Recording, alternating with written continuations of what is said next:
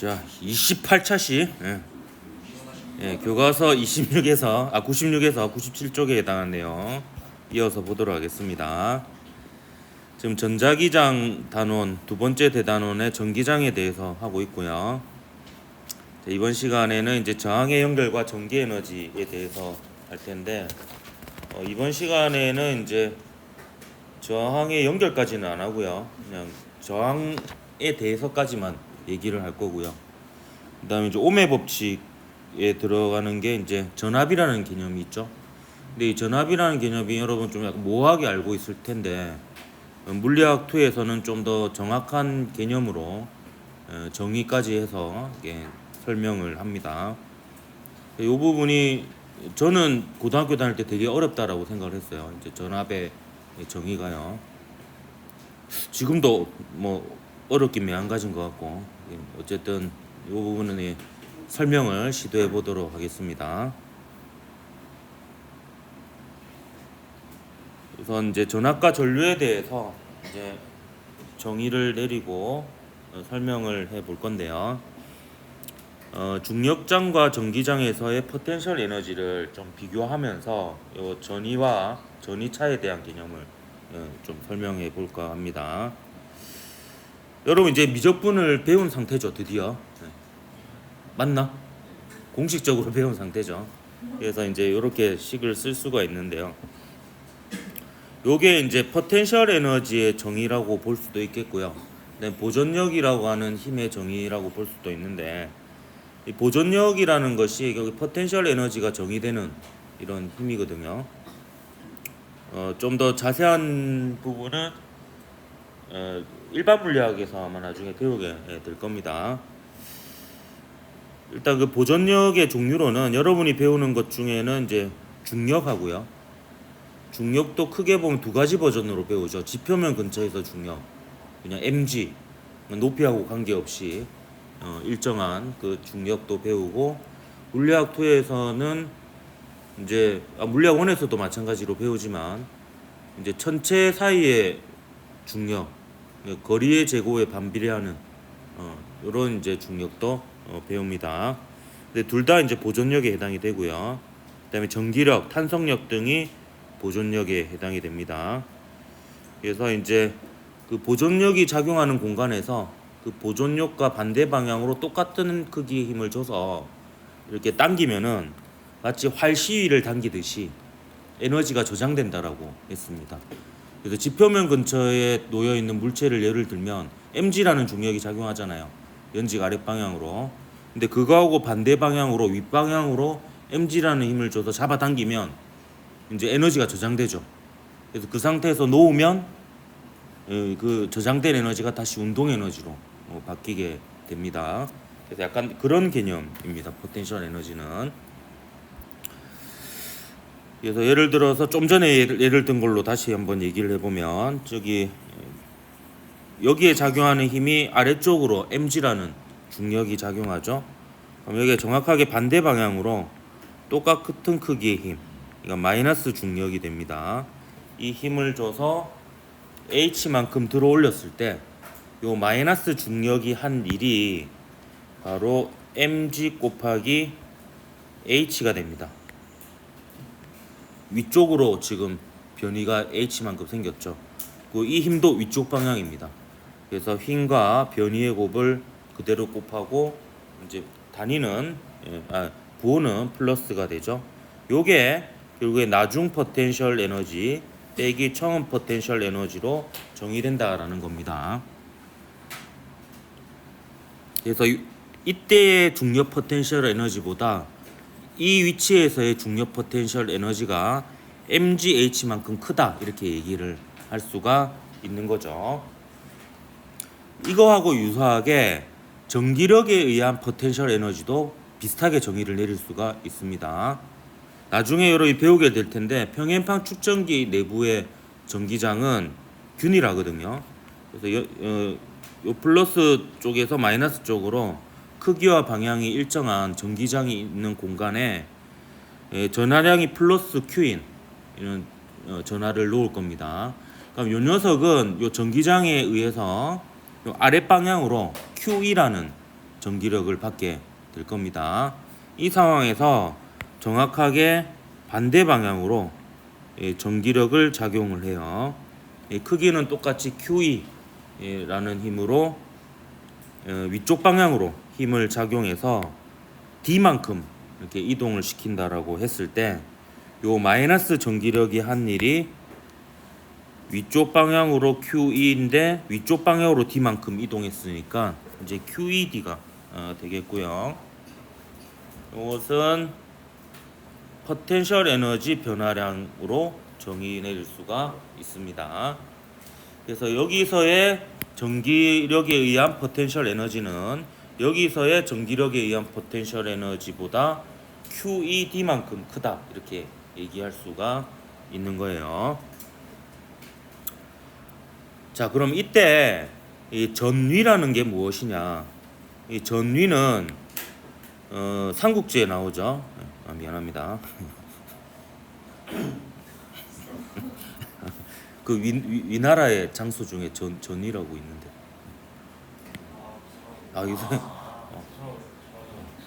이 책을 안 읽으니 뭐 이런 농담도 통하지가.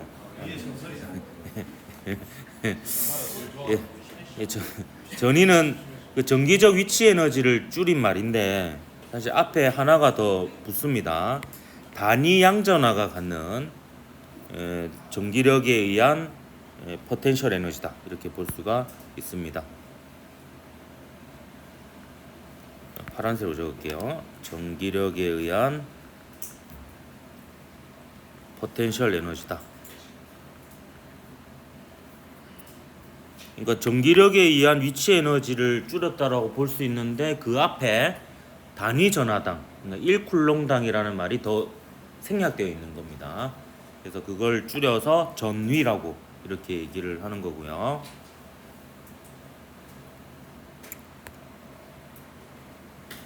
따라서 얘는 단위 전하당이니까 전하량분의 어떤 전하량을 기준점으로부터 어떤 특정 지점까지 이동하는데 전기력이 한 일 이렇게 정의를 내릴 수가 있습니다.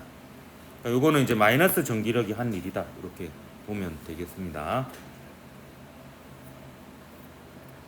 그래서 요 그림하고 요 그림은 결국 똑같은 걸 나타내는 거예요. 아까도 얘기했지만 여기서 이제 중력과 반대 방향으로 mg라는 힘을 가해가지고 h만큼 들어 올리면 그 mg가 한 일, 그러니까 마이너스 중력이 한 일이 mgh였잖아요. 그럼 여기를 포텐셜 에너지가 0인 기준점으로 잡으면 이 지점은 그 마이너스 중력이 일을 한 만큼 포텐셜 에너지가 증가합니다. 그래서 mgh가 되는 거죠. 아까 했던 내용을 한 번 더 얘기를 하는 겁니다.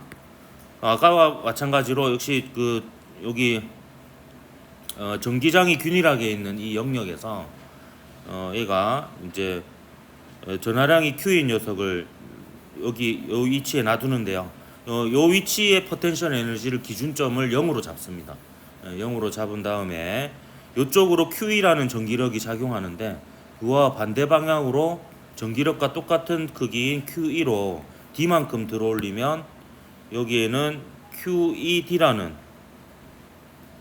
만큼 일을 했기 때문에 QED만큼 포텐셜 에너지가 더 크다라고 얘기를 할 수가 있습니다.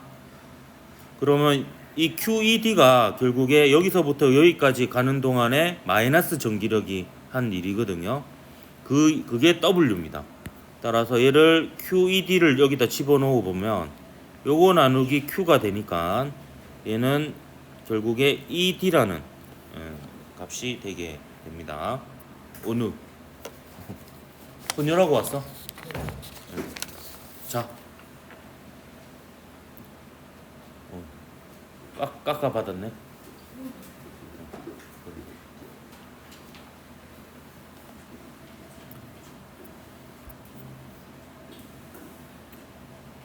따라서 결과적으로 보면 요 V는 전기장 곱하기 거리 이렇게 얘기를 할 수 있겠고요. 여기서 보면 대칭적으로 보면 이제 요 값에 해당하는 게 요 중력장애에서는 요 값이라고 볼 수도 있습니다. 그래서 요걸 굳이 정의 내리자면 단위 질량당 정기적 포텐셜 에너지 차이라고 이렇게 얘기를 할 수가 있는 거죠. 요거는 단위 전하당 또 정기적 포텐셜 에너지 차이고, 여기는 단위 질량당 중력 포텐셜 에너지 차이다, 이렇게 얘기를 할 수가 있습니다. 요게 이제 V가 되겠고요. 그럼 이 V가 결국에 요 둘 사이의 정기적 포텐셜 에너지 차이거든요. 1쿨롱당. 그게 바로 요 전지에 걸리는 전지가 만들어내는 전압이다, 이렇게 얘기할 수 있습니다.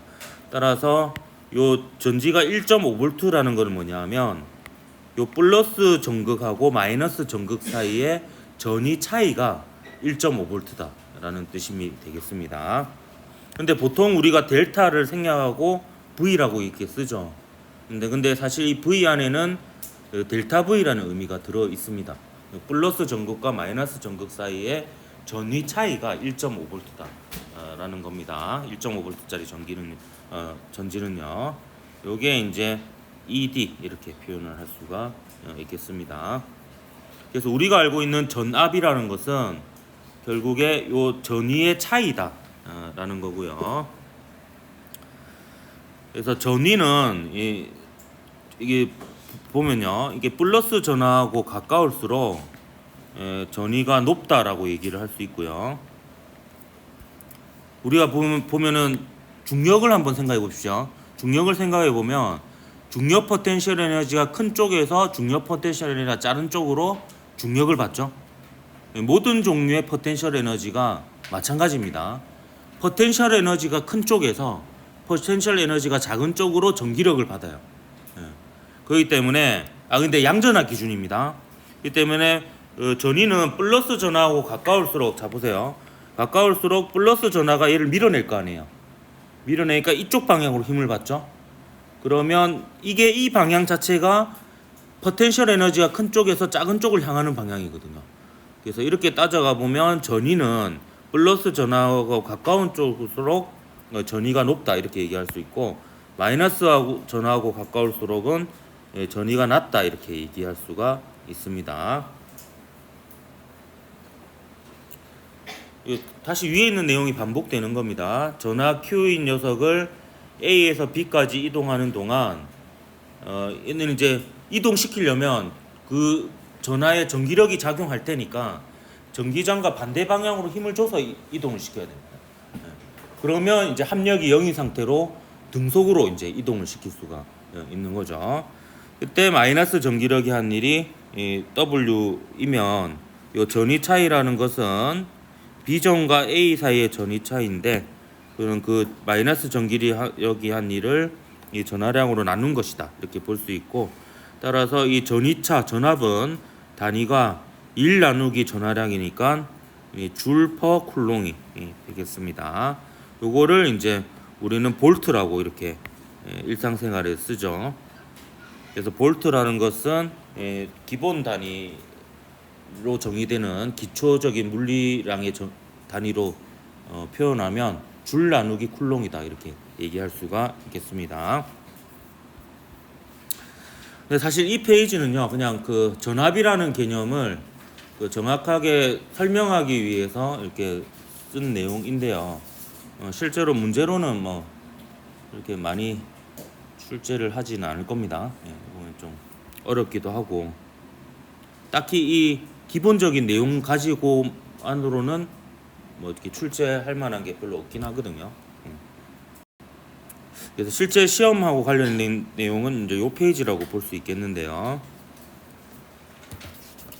그렇다고 중요하지 않다라는 건 아닙니다. 이게 전위 차이라는 개념이 여러분 좀 한 번쯤은 정확하게 한번 생각해보고 지날 필요는 있습니다.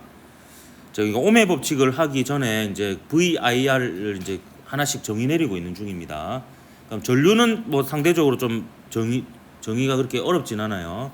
요거는 단위 시간당 1초당 도선의 한 단면을 통과하는 전하량입니다. 그래서 T분의 Q 이렇게 할 수가 있겠고요. 이때 Q는 T 동안에 도선의 한 단면을 통과한 총 전하량이 되겠습니다. 따라서 얘는 쿨롱 나누기 초 이렇게 되어 있고, 요걸 우리 일상생활에서는 암페어라고 이렇게 쓰죠. 이때 예전에 한번 얘기한 적이 있는데 1쿨롱이라고 하는 건 굉장히 큰 전화량이라고 했거든요. 그래서 실제로 이제 우리 일상생활에서 암페어도 보면 이게 암페어는 그냥 쓰긴 하네요. 생각해 보니까. 예, 씁니다. 그 휴대폰 같은 경우에는 5V 1A짜리가 있고 5V 2.1A짜리가 있고 그렇잖아요. 암페어는 그냥 그대로 쓰는 경우가 많긴 하네요. 자, 옴의 법칙 한번 보도록 하겠습니다. 뭐 전류는 뭐 이 정도 하고 넘어가면 될 것 같고요. 시간당 얼마나 전하가 많이 이동하느냐에 해당하는 게 전류입니다. 그래서 물의 흐름에 비유하는데 뭐 크게 뭐 틀리지 않는다라고 볼 수 있을 것 같아요. 전하의 흐름을 나타내는 양입니다. 자, 옴의 법칙. 중학교 때 배우고 고등학교 때도 계속 나오죠. I는 R분의 V. 그래서 이제 도선에 흐르는 전류는 전압에 비례하고 저항에 반비례한다라는 게 이제 옴의 법칙입니다.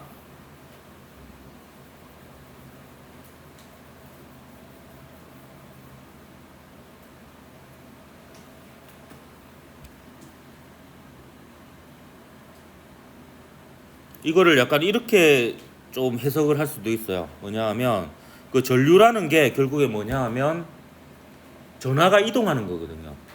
근데 왜 이동을 하느냐? 전기력을 받아서 이동을 하는 겁니다.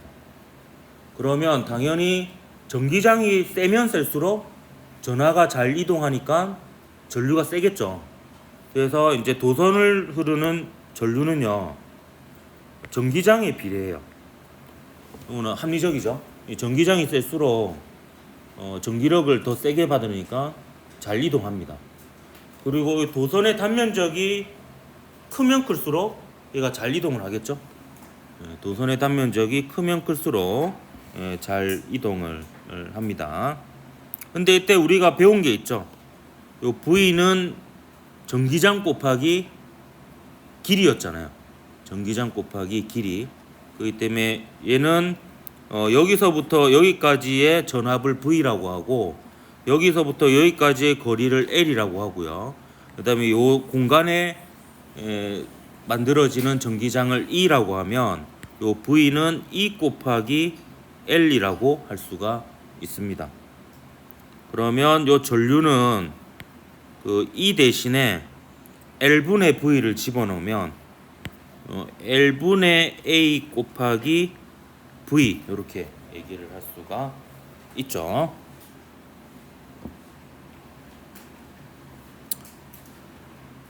근데 우리가 이제 저항에 대해서 예전에 배웠잖아요. 저항은 길이가 길면 길수록 저항이 크고 단면적이 크면 클수록 저항이 작았습니다. 단면적이 크면 도로가 넓은 거죠. 또 길이가 길면 그만큼 그걸 헤쳐나가서 전하가 지나가야 되니까 길이의 저항이 비례했습니다. 그 비례상수가 비저항이었죠. 비저항. 요거는 이제 비저항이고요. 그러니까 모든 게 맞아 떨어지죠. 보면 요게 어디에 들어있습니까? 여기에 들어있죠. 요거하고 요거가 지금 역수관계에 있죠. 역수관계에 있으니까 요게 결국에 저항의 역수하고 관련이 있으니까 I는 R분의 V라고 이렇게 식을 나타낼 수가 있습니다. 그래서 요 구조들은 다 살펴보면 결국에 우리가 배운 내용들이 다 이제 아구가 맞다 이렇게 볼 수가 있는 거죠.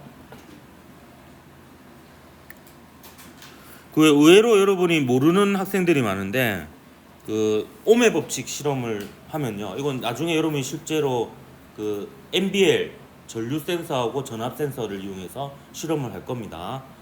그러니까 이제 똑같아요. 전압계 대신에 전압 센서를 쓸 거고요. 전류계 대신에 전류 센서를 쓸 거예요. 그 여기에 나오는 이 값들이 그냥 인터페이스 화면에 나올 뿐이에요. 그래서 요거하고 동일한 이제 형태로 실험을 할 겁니다. 우리는 이제 전원 장치로 그 1.5V짜리 전지 두 개가 연결되어 있는 그 스위치가 딸려 있는 전지 기우개를 쓸 거고요. 그 다음에 전압 센서하고 전류 센서를 쓸 건데 이때 연결을 잘 해야 됩니다. 연결을. 전류는 1초당 도선의 한 단면을 통과하는 전하량을 측정하는 녀석이거든요. 그렇기 때문에 도선에 이렇게 직렬로 연결을 해야 됩니다. 그리고 요 전압계는요, 말 그대로 전압을 측정하는 거예요. 그러니까 전위의 차이를 측정하는 겁니다. 그러면 요 저항에 전류가 흐른다라는 것은 요 둘 사이에 정기적 포텐셜 에너지 차이가 있다라는 뜻이에요. 그러니까 역학적으로 보면 높이가 다른 언덕이 있다라는 뜻입니다. 중력 포텐셜 에너지 차이가 있듯이 정기적 포텐셜 에너지 차이가 있다라는 거거든요. 그럼 요 두 지점 사이에 정기적 포텐셜 에너지 차이를 측정해야 되기 때문에 요렇게 병렬로 전압계를 연결해야 됩니다. 그리고 이 측정 장치들은요, 요 회로에 영향을 미치면 안 돼요. 미치면 안 되기 때문에 전류계는요, 저항이 굉장히 작아야 됩니다. 왜냐하면 얘가 있으나 없으나, 얘가 거의 도선이 그냥 있는 거랑 전류계가 이렇게 연결되어 있는 거랑 비슷해야 되잖아요. 그러면 이제 도선은 거의 저항이 없잖아요. 마찬가지로 전류계는 저항이 굉장히 작다라는 특징이 있고요. 그 다음에 이 전압계는 있으나 없으나 또 똑같아야 되잖아요. 그러면 얘가 없으면은 회로가 이렇게 돼요. 전류가 이렇게 흘러야 돼요. 그러면 전류가 이렇게 세워서 이쪽으로 흐르면은 얘가 연결된 상태랑 연결되지 않는 상태랑 이제 차이가 생기는 거죠. 이기 때문에 이쪽으로 오는 전류가 대부분 저항으로 흐르고 전압계로는 흐르면 안 됩니다. 그렇기 때문에 전압계는 또 특징 중에 하나가 뭐냐면 저항이 굉장히 커요. 뭐 그런 특징들이 있습니다. 자, 그리고요. 자, 보면요. 지금 요렇게 연결하면 전류계하고 전압계의 플러스로 각각 전류하고 전압이 측정됩니다. 그래서 이것도 여러분 시험 문제 한번 내볼까? 내겠습니다. 이 부분은. 자, 이거는 이렇게 생각하면 됩니다. 전원 장치의 플러스 극에 측정 장치의 플러스 단자가 연결되고 전원 장치의 마이너스 극에 측정 장치의 마이너스 단자가 연결되는 상황이면 그 측정 기기의 값이 플러스로 측정이 됩니다. 방금 한 말 이해했어요? 지금 보면 전압계도 보면 이 플러스 단자가 전원 장치의 플러스에 가까이 연결되어 있죠. 그리고 마이너스 단자가 전원 장치의 마이너스에 가까이 연결되어 있습니다. 이렇게 되는 상황이면 이제 플러스로 측정이 됩니다. 그러니까 전류계 입장에서는 플러스 단자로 전류가 들어와서 마이너스 단자로 전류가 나가면 전류가 플러스로 측정돼요. 근데 거꾸로 마이너스 단자로 전류가 들어와서 플러스 단자로 전류가 나가면은 전류계에는 마이너스 값으로 측정이 됩니다. 전압계도 마찬가지예요. 플러스 단자 쪽이 전압이 높으면 이제 플러스로 측정이 되고 플러스 단자 쪽이 전압이 작으면 전류는 거꾸로 오르겠죠. 그러면 이제 전압계에서 전압은 마이너스로 측정이 됩니다. 그래서 이거 기본적인 내용 좀 기억을 하고요. 저 문제 2개 풀어보고 마치도록 할게요. 자, 왼쪽은 미래행 교과서 중단원 마무리 3번 문제인데요. 그림은 두 저항 AB에 흐르는 전압과 전류의 관계를 나타낸 거다. 자, A의 저항은 B의 저항의 몇 배인지 물어봤는데 이건 뭐 정확하게 저항을 구할 수도 있겠네요. 자, R은 V는 IR이니까요. R은 I분의 V죠. 이걸 그냥 A하고 B에 대해서 써보면 되겠습니다. 자, 그럼 A 같은 경우에는 뭐 RA라고 할까요? RA는 정확하게 아는 값을 좌표를 하나 찾으면 되죠. 보면 얘는 요 점에 대해서 알고 있잖아요. 요 점. 자, 이 점일 때 보면은 전류가 얼마예요? 0.25죠. 전압은 이때 얼마입니까? 5V죠. 5V. 그러니까 얘가 얼마인지 나옵니다. 이렇게 해서 계산하면 얘는 25ohm이 되죠. 그 다음에 B 한번 구해볼까요?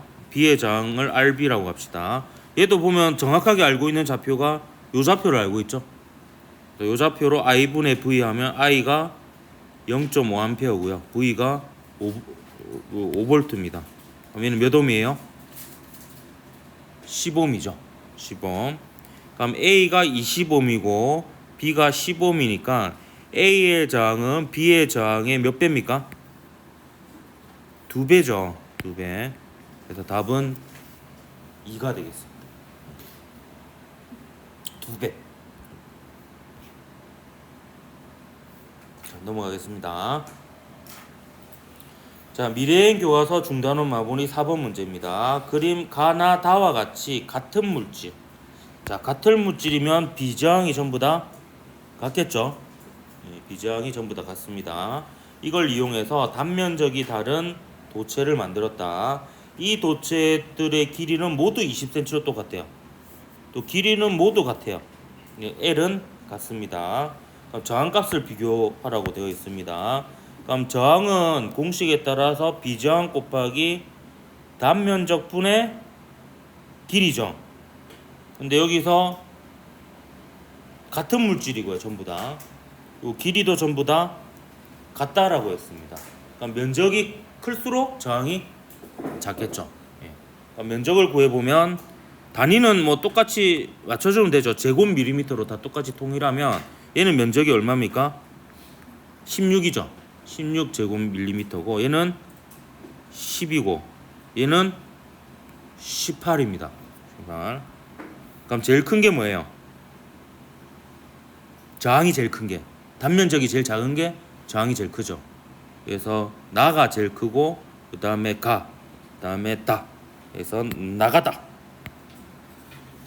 3번이 답이 되겠습니다. 오늘 여기까지 하도록 할게요.